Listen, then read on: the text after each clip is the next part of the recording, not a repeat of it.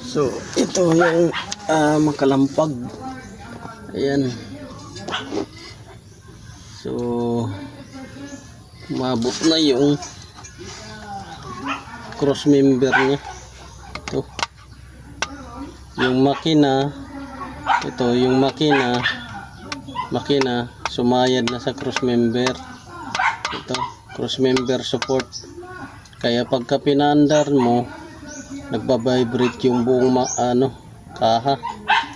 So sumasayad na yung makina sa cross member support, kaya mapapansin mo pagka pinaandar na yung makina buong sasakyan nanginginig dahil ito naka-attach to sa car frame, itong cross member na to. So ang sira nitong sa makina ay yung engine mount, kaya dumapa siya.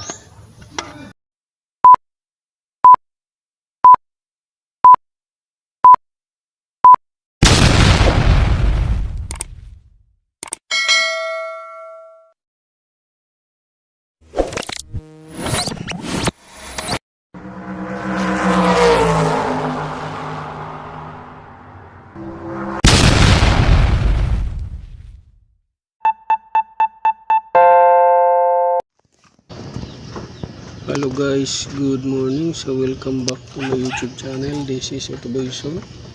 So ngayon guys, magkakabit tayo nitong under chassis suspension dahil may tumutunog sa ilalim. So pinalitan natin ng lower arm, mga bushing, stabilizer link, stabilizer bar bushing, at shock mount, shock absorber at shock damper. So yan yung dahilan kung bakit maingay tuwing sasampa sa hams, pupunta sa rough road, at pag nagliko so maingay. So maliban dito guys sa maingay na to, may iba pang ingay na ating na-discovery. So ito yung si-share ko sa inyo, panoorin nyo guys. So ito yung makalampag. Ayan. So umabot na yung cross member niya. Ito yung makina. Ito yung makina sumayad na sa cross member. Ito cross member support, kaya pagka pinaandar mo nagba-vibrate yung buong kaha. So sumasayad na yung makina sa cross member support, kaya mapapansin mo pagka pinaandar na yung makina buong sasakyan nanginginig dahil ito naka-attach to sa car frame, itong cross member na to. So ang sira nitong sa makina ay yung engine mount, kaya dumapa siya. Engine mount, kaya dumapa, sumayad dito sa cross member, engine mount. So ang engine mount nito, yan, ito, yan yung engine mount nya. Tapos dun sa kabila, so itong cross member abot yan hanggang dito sa car frame. So para lumayo tong makina, para lumayo tong makina, ito makina, para lumayo sa cross member, pwedeng gawin ito, dagdagan ng bushing para bumaba konti. Ito para bumaba, magkaroon ng clearance, kasi dapat ang clearance dyan ay 1 pulgada, 1 inch ang clearance dyan.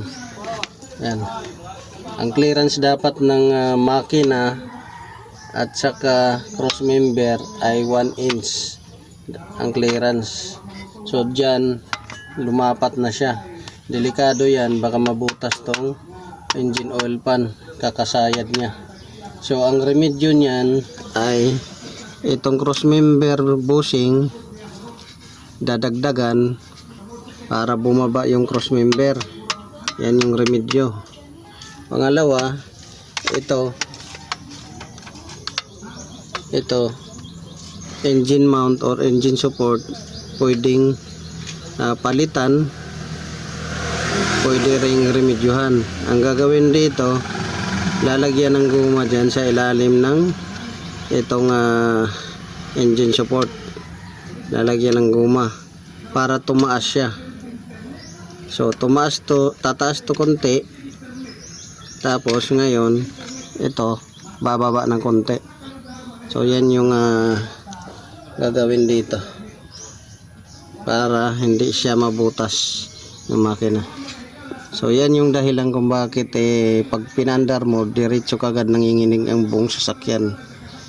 So buong car frame, buong chassis, tatakbo yung vibration hanggang doon sa car frame, sa chassis, dahil dito sumayad na. Yan. So yan yung ito sasapian to ng guma. Ito dadagdagan din ng guma para lumayo siya. Yan yung remedyo. Pero kung may pera, ito siya bibilhan ng bago. Ito bibilhan din ng bago. So yan yung